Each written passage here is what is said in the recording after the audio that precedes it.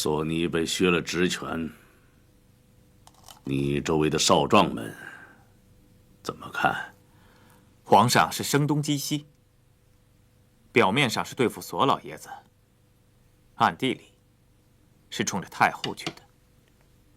哦，此前皇上派鳌拜到江南督察军务，众人都觉得奇怪，其实已经露出了苗头。此话怎讲？大家都知道，太后身边有2条狗，一条爱叫唤，冲着谁都汪汪；一条不爱叫唤，伸长了鼻子，到处嗅来嗅去。说你想说的意思。支走了鳌拜，好比砍掉了太后的一只胳膊；踢开了索尼，好比剁掉了太后的一条腿。皇上已经不是以前的那个皇上了。那你说，这是喜呢，还是忧啊？喜大于忧。快来呀！我在这边好啊！索尼的铁面一撤，有些事情说不定就好办多了。至少像选秀女这种事，转圜的余地要大一些，不会让大家一天到晚心中无数。鼠目寸光，你们也不动脑子想一想，这宦官掌握了太大的权柄，一旦干政乱政，朝廷就断了脊梁，还喜大于忧，岂有此理！宦官干政，别说皇上不答应，就是他答应了，宗室子弟们也不是吃干饭的。腊月啊，来呀！腊月啊，来呀！腊月，没规矩。走吧，走吧。瞧你，闹着闹着就没样了，在舅爷家里做客，还这么没规矩，你还想进宫呢？站直了，跟你说过多少次了，这走路啊，不能一步一步走，要半步半步往前走，从脚后跟儿往脚尖儿撵。你倒好，2步并1步往前窜，像个野兔子似的，谁能看上你呀？古人论话惯讲6法，依我看，6法之中最要紧的是气运，气运不足，则不论比例如何娴熟，终究成不了大器。反观你的笔墨，技法已经不成问题了，缺什么呢？你来看，笔锋俊俏，却失之枯涩，在气韵上过于板滞了。吕师傅，我们小姐画的够好的了，您怎么老是不满意呀？荣妞，燕雀焉知鸿鹄之志？如果是霍小姐作画消闲，也用不着我来多费口舌，你们小姐也就用不着如此积年累月的用功了。接着画吧。师傅，学生也知道气韵要紧，只是捕捉起来似有若无，让人懊恼。要静下心来，哪怕有天大的事情在等着你，你也要先静下心来，把手边的事情处置周全。这头牛还缺2条腿，想办法快点让它跑起来吧。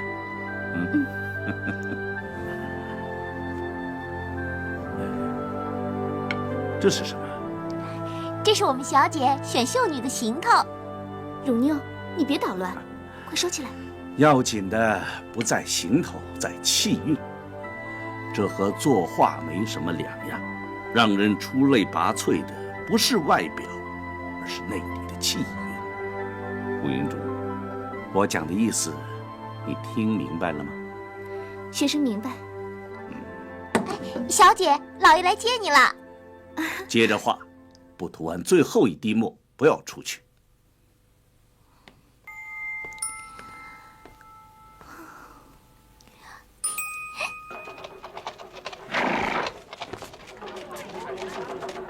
你在这儿等着。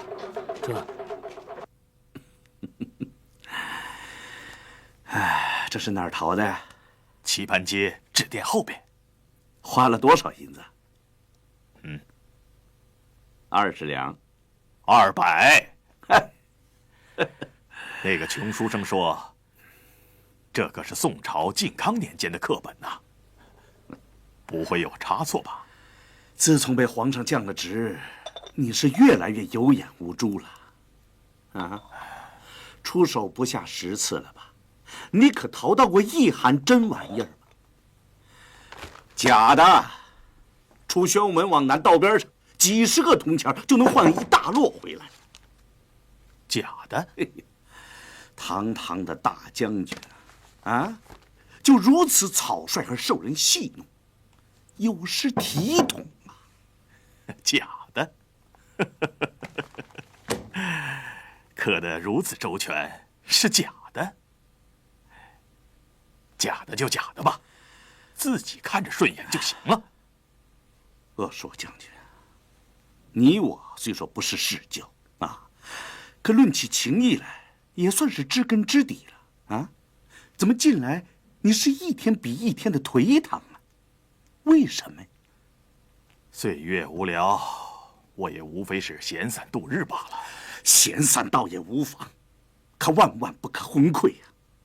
你再这么浑浑噩噩的混日子，恕我直言呐，你可对不起乌云珠，对不起这有远大前程的孩子啊！你嘴上说宠辱不惊，不惧宦海沉浮，可其实你骨子里你斤斤计较。见为左领又能怎么样啊？啊，你是翻山越岭的人呐，怎么摔了个小小的跟头，就万念俱灰了呢？如果是作战有失，或是我鄂硕贪赃枉法，受此责罚也就罢了。唉，总不至于沦为世人的笑柄啊！又来了，又来了！你什么时候能从这口井里爬出来呀？宠辱不惊，那可是高人所为，我做不到。你行吗？啊？刚才你说，小女将来会前程远大，是指选秀女的是吧？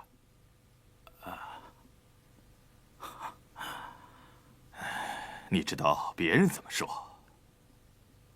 他们说，只要小女给选到宫里去，我就是被皇上贬为庶民了，也能咸鱼翻身，重获出头之日。志远兄，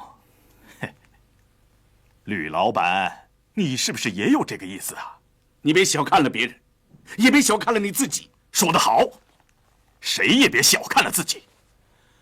我一直有一番心思想告诉你，可一直没有机会。今天我都讲给你听，你可要助我一臂之力呀！是哪样心思啊？小女，吕师傅，阿玛。哦，吕师傅，画完了。哦，来。吕师傅，哎，阿玛，该放我们小姐走了吧？啊，先拿给你阿玛看看。哎，阿玛，老爷，小姐画的多好啊！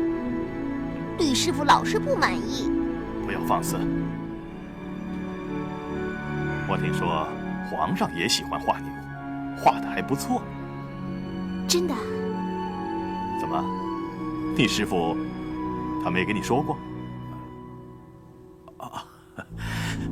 天下之牛，人尽可画，这有什么可奇怪的？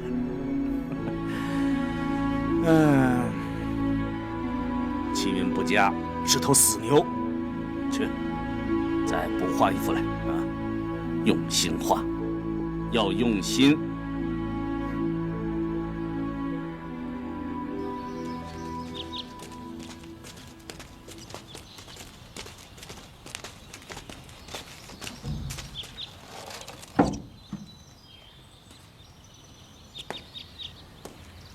吕先生，您来了。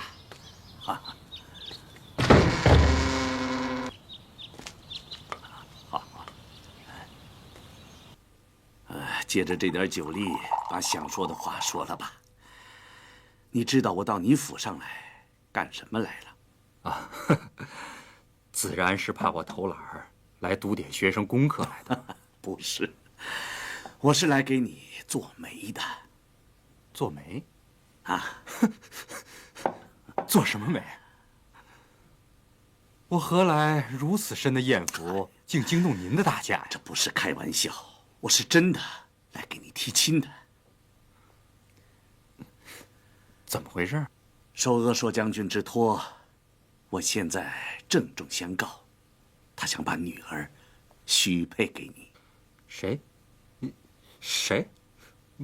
不是您说谁？乌云珠啊！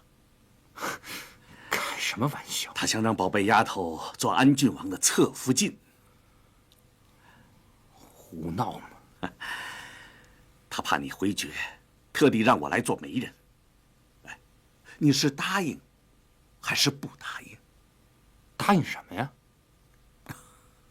异想天开！哎，可笑之至！这简直是胡闹嘛！我也觉得是胡闹。坐下，先饮了这杯酒。来，师傅，我和他在您这儿一直是以师兄师妹相称，不足为怪，这多少有些打趣的意思。你也知道，我和他长幼悬殊，我可一直拿他当小孩看呢。到底是因为什么事情，让鄂硕将军动了如此荒唐的念头？啊，不管怎么说，还请师傅帮我回绝了这件事情。唉，鄂硕的苦心，常人难知啊。安王父亲几次落胎，是你今年不能得子，他是想成全了你，此其一。京城贵族子弟大都骄奢淫逸，声色犬马，妻妾成群，难见像安王这样敦厚清洁之人。他是想为女儿找一个终身的依靠，此其二。最后，也是最要紧的。啊，师傅，但讲无妨。好，皇宫不日将遴选秀女，一旦被选中进入后宫，虽说有享不尽的荣华富贵，却是伴君如伴虎，一言一行稍有不慎，便会冷狱中年，生不如死。阿硕不想让女儿落到这样的下场，此其三也。安郡王，你我不是外人，我把鄂硕的老底全都晾在这儿了，你意下如何呀？他是想以我的身份来挡一挡皇上，这是鄂硕的要害吧？在常人眼里，后宫阴冷莫测，也难怪他为女儿担心呢。在秀女的眼里边，深宫事办君侧，是梦寐以求的事情。难道乌云珠是个例外吗？鄂硕将军自以为是替女儿着想，只怕是一厢情愿吧。所谓可笑之至，就在这个地方。鄂硕将军自己糊涂不说，还要拉着我去出丑。师傅，难道你也想让我出这个丑吗？你的品性，我又一次领教了。以往果然没有看错了你。那我就是看错您了。我是爱不过鄂硕将军的真心相求啊。再说以私交而论，我倒乐意乌云珠嫁到你府上去。不过，我与你所见略同啊。乌云珠这姑娘，确实心比天高啊。天随人愿，于国于人于己，也未尝不是一件好事啊！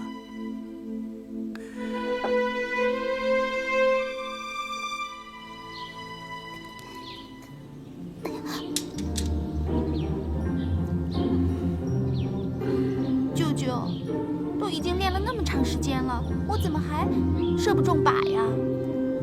这是最软的弓了，还拢不中啊？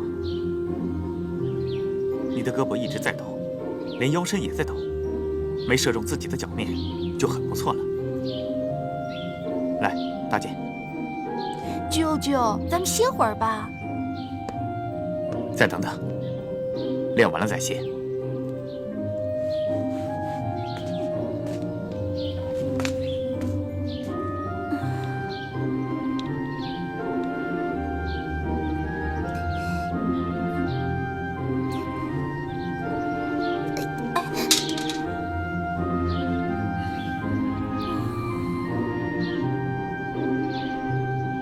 歇吧，愿意歇就歇会儿吧。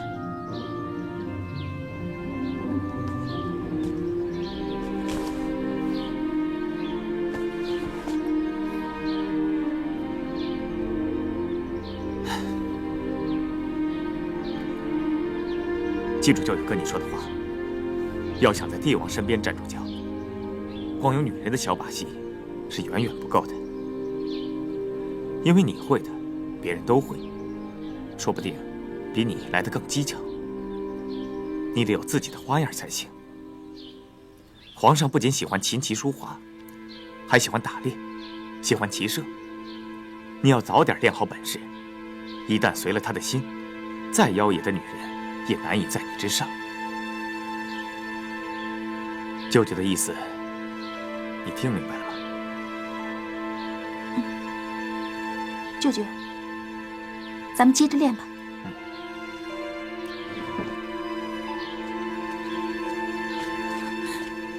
季度啊，季度，快过来！表姐，来，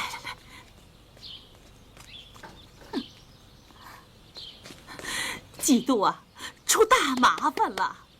表姐，怎么了？刚才老爷子把我叫去，竟然跟我说，他说什么？太妃向郑王府提亲了，让把腊月嫁给他儿子。嫁给伯国儿？熬了多少日子，费了多少人的心血，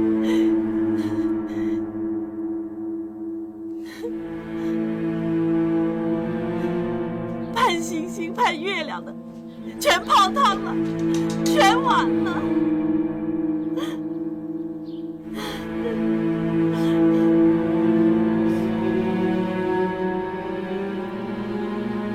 儿给父王请安。来，你过来，我心想了个变招，你帮我琢磨琢磨，看走得通走不通。父王，您这么变，走不通，局势反而更不利了。哦，果然如此。父王，你都知道了。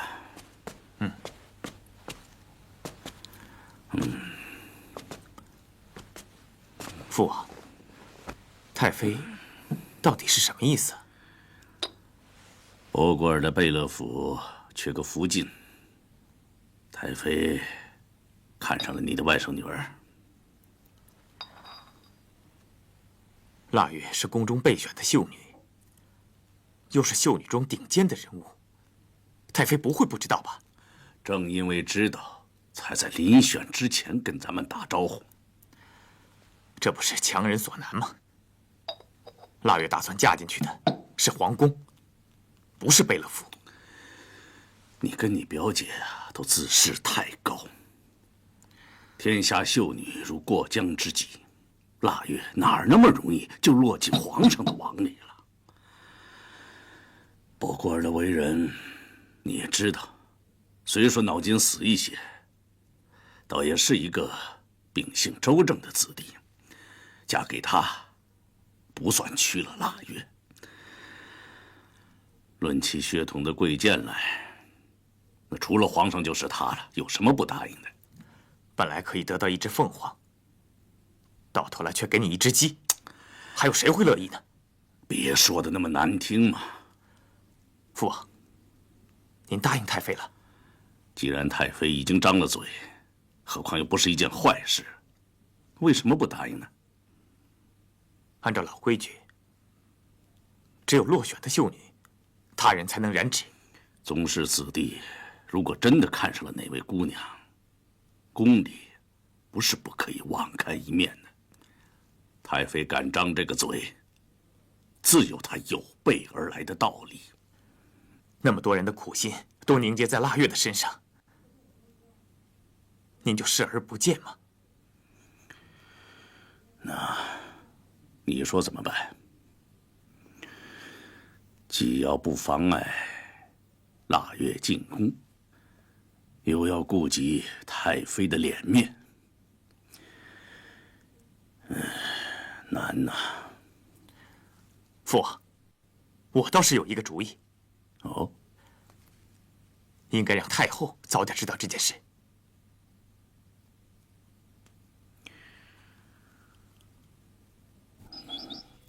索大人，内务府的好多差事让无良府拿了去，您真的放心吗？哎，有什么不放心的？想做事的有事做了，想歇着的可以歇着了啊，各得其所，求之不得呀。请请啊，好好好。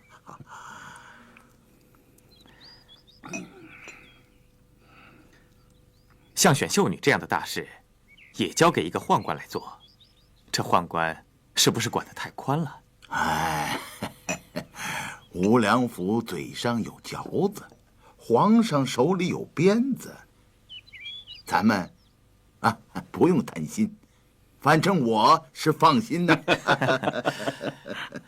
索大人，您还记得我那个外甥女儿吗？哦，记得，是老叔王的外甥孙女吧？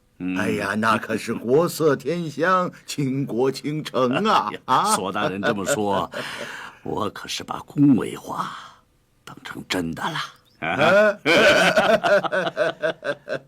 好事的人说，姑娘一只脚已经踏进紫禁城了。索大人，您看这个事情已经由别人来管了，索大人还要避嫌吗？即便明知道他两只脚都踏进紫禁城了，我这个嘴啊，也是不说啊。福祸难料啊，姑娘恐怕连半只脚都踏不进去了。此话怎讲？宫外有人看上了她，有人捷足先登，为博古尔贝勒提亲了。谁呀？太妃。走。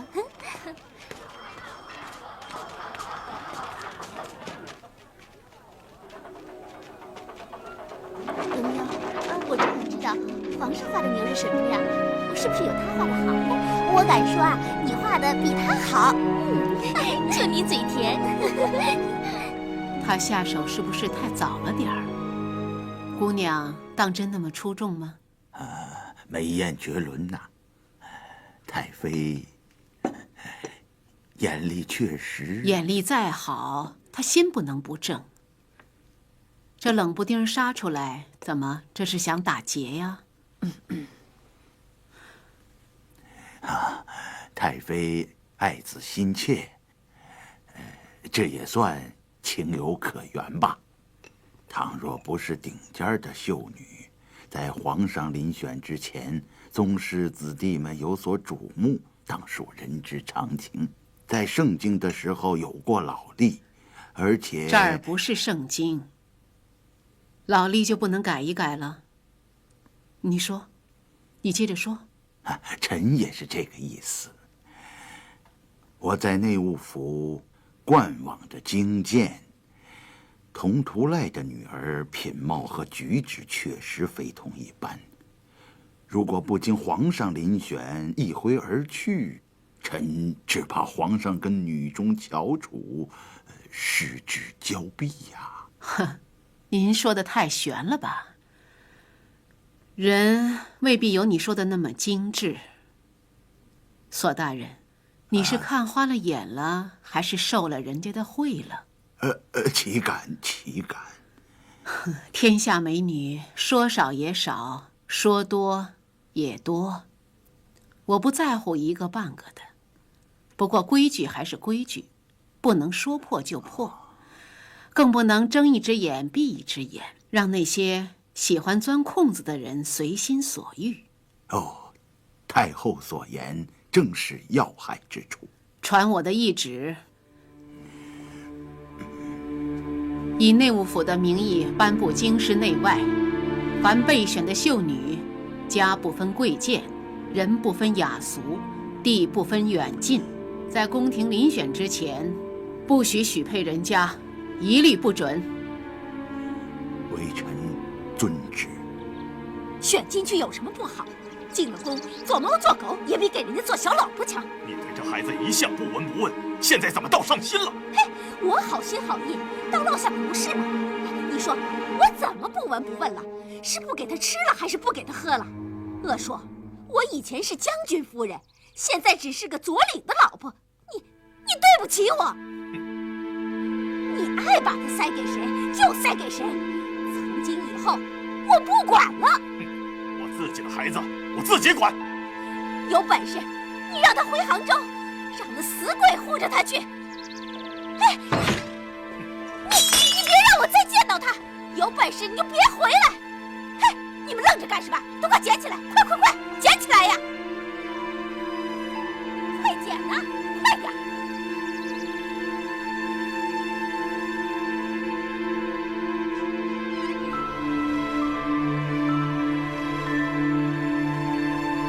阿玛，咱们不是说好，不生气，不计较，您都忘了吗？阿玛，对不起你啊。凡事呢，都不要怪罪别人，这是您说过的话。咱们不怪罪他。这家里家外，你阿玛处处温良恭俭让，可这到头来，还是走投无路啊。阿玛，女儿执迷不悟，还是温良恭俭让。转瞬之间，云开雾散，柳暗花明。孩子，安郡王的事儿，你想好了吗？我想好了。你阿玛的苦心，你能体会吗？正因为体味了阿玛的苦心，女儿才不想遮遮掩掩，想把心里边的话都告诉你。孩子，你答应了。女儿心里早就有别人了。谁？我给你看样东西。皇上画得像吗？我记得看得最清楚的一次是在教堂外边，离他不到5尺。刚从杭州来到这里，举目无亲，您又忙于军务，常常不在孩儿身边。最初只是好奇，想看看皇上到底长得什么样，但每次都看不清楚，就惦记着下次一定要看清楚，像得了心病一样，连做梦都在想他的样子，想他的眉毛，想他的眼睛。阿玛，女儿不是势利小人，不想攀龙附凤，女儿只想见他，看他笑，听他说话，听他叫我的名字。女儿觉得，在梦里见到的情景都是真的，一定是真的。傻孩子！阿妈，您别难过，女儿只想请你一件事，放我进宫去参加遴选，让我能够近一些看一眼皇上，也让皇上看一看我。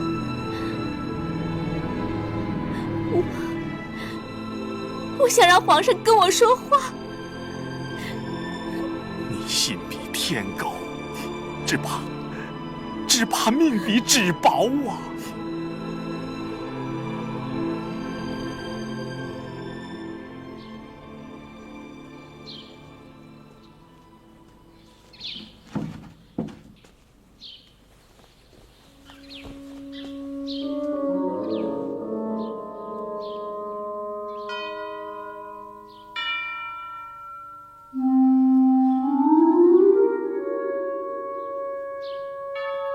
简父给皇太妃请安。免礼免礼。哎呦，徐娘半老，果然是名不虚传呐。太妃休杀我了。孩子呢？孩子没来？啊，腊月偶感风寒，咳嗽了一夜，我怕他带病进府，对太妃不敬，所以让他留在家里了。没事没事，丑媳妇啊，总是得见公婆的。她躲得了初一啊，还躲得过15。我早早让博古尔回避了，主角倒没来。早知道这样啊，我就让博古尔到仪门之外接丈母娘去了。简父怕是难有这个福气了。童夫人，何出此言呢？太妃，您没听说呀？听说什么？5时前，刚刚下了宫门抄，传太后的懿旨。他又下旨了？他说什么？凡是待选秀女，一律不准私自许配人家。这是老话了，他这会儿拿出来说呀，是要吓唬吓唬底下人的，跟咱没关系。您府上是宗亲，可以不介意，可我们是外姓人，又是汉军旗的。童夫人，有什么话进屋说吧。我早就晾了茶，这会儿啊，恐怕已经凉透了。您要不介意的话，我陪您喝茶去。失敬了，简父不敢叨扰太妃。您想怎么样？我随您。我还是告辞吧。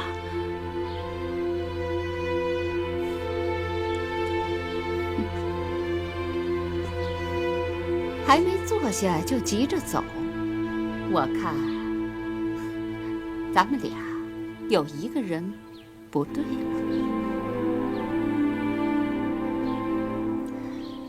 好了，我也别难为你，家里有病人，想走就走吧。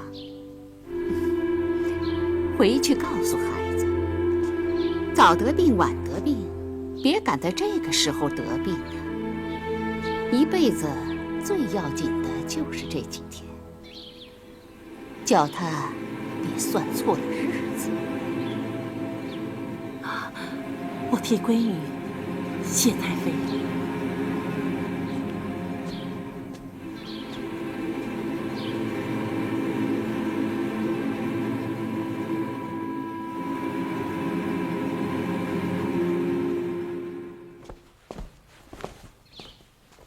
额娘，他们走了。走了，该来的根本就没来。这群势利眼，可算知道什么叫高下尊卑了。稍稍矮一点儿，他们就不乐意了。一个汉军旗都统的老婆，也敢瞧不起咱们？额娘，到底怎么了？让您生这么大气？你别问了，赶紧去办一件事儿。什么事啊？找皇上去呀！找皇上？快去呀！找皇上干什么？见了皇上，你就明明白白的告诉他，你在秀女这群蚂蚁里看上了一只，让他高抬贵手，把佟图赖的女儿留给你，就让他可怜可怜你啊！别什么东西都是人家剩下的。大清国是他的，天下美女都是他的，他不缺佟腊月这一个。额娘，你快去呀！整天嚷嚷兵源不够，扩充了兵额还是不够。南方大营兵源不够，是因为参战，因为天天有人牺牲。在京师4周驻防的军旅，为什么也跟着嚷嚷？因为有逃兵，天天都有逃兵。当兵吃粮，好端端的为什么有人逃跑啊？因为受不了虐待。上级虐待下级，老兵虐待新兵，满人虐待汉人，全无仁义友善可言。有兵有马，叱咤天下，无仁无义，国将不国。从今天起，严加督查，凡因私出逃，按军律严惩；凡出于虐待、施虐者，加倍惩处。下去。这。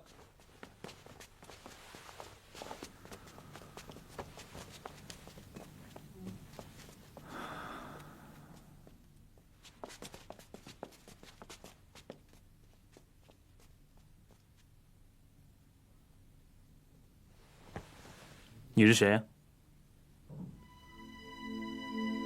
博果儿，你怎么跟他们在一块儿？我上个月刚去了兵部的督练营，您忘了吗？唉，瞧我这脑子，事情太多了，脑子里全乱了。哎，你好像有什么事儿？起来吧，来，过来。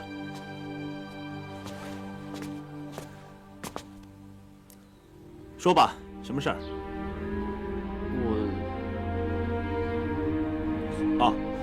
还是魏议政的事儿吧。我不早跟你说过了吗？等腾出手来。不是为这件事。哦，是女人的事。行啊，啊，你这个不近女色的家伙，他们背地里都说你有毛病，你总算想起女人来了啊。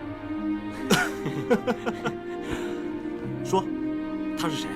漂不漂亮？她是个被选的秀女。明白了，早早的看上人家，舍不得，怕她被选进宫来，让我放她一马，是不是？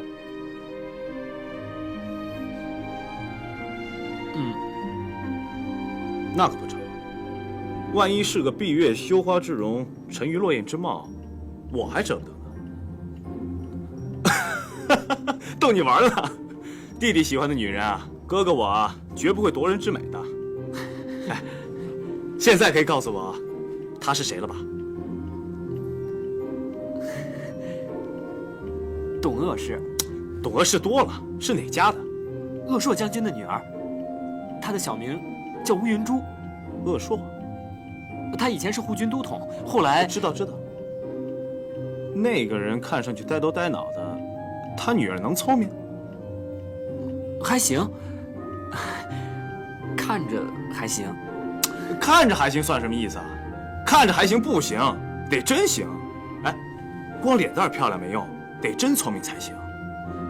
当然聪明，比我聪明。比你聪明？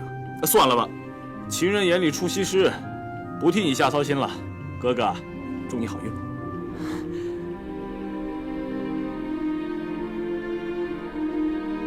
上，这事儿您答应了，那太后那边是给我选秀，我答应就是答应了。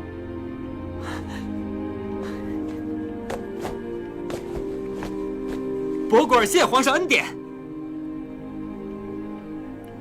其实，有时候我觉得世间好多事情，就那么回事儿。女人也没什么意思，不必过于认真。嗨，你正在兴头上，跟你讲这些丧气话干嘛？哎，她叫什么来着？乌云珠。乌云珠？嗯。乌云密布，猪马牛羊，这名字太难听了。哎，估计人也够呛。你看女人的眼光啊，真让人不放心。我觉得还行。行不行你自己兜着吧，别跟上回似的又把别人打跑了。那时候我不是不懂事吗？哦，现在就懂事了。记住了，这件事啊，你知我知。我既然答应你了，绝不会让你失望的。说真的，我一直觉得你的品性有点古怪，过于孤僻。现在身边有了相亲相爱的女人，希望你能变得比以前可爱些。嗯，走吧。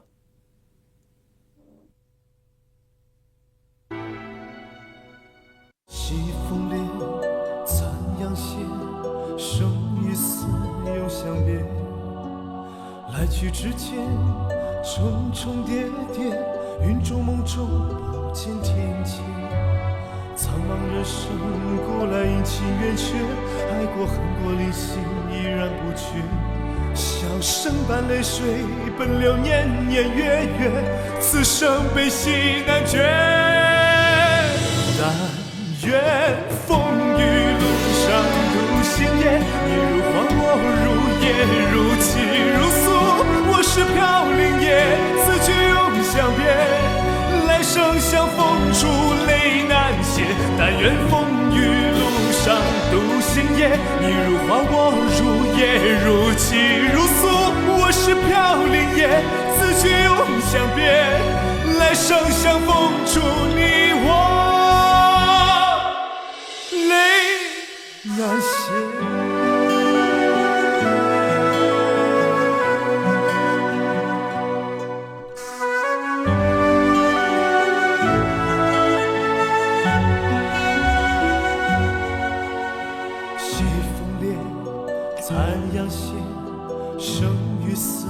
相别，来去之间，重重叠叠，云中梦中不见天界。苍茫人生，古来阴晴圆缺，爱过恨过离心，依然不绝。笑声般泪水奔流，年年月月，此生悲喜难决。但愿风雨路上独行也，你如花我如叶，如泣如诉。我是飘零叶，此去永相别，来生相逢处泪难歇。但愿风雨路上独行也，你如花我如叶，如泣如诉。我是飘零叶，此去永相别，来生相逢处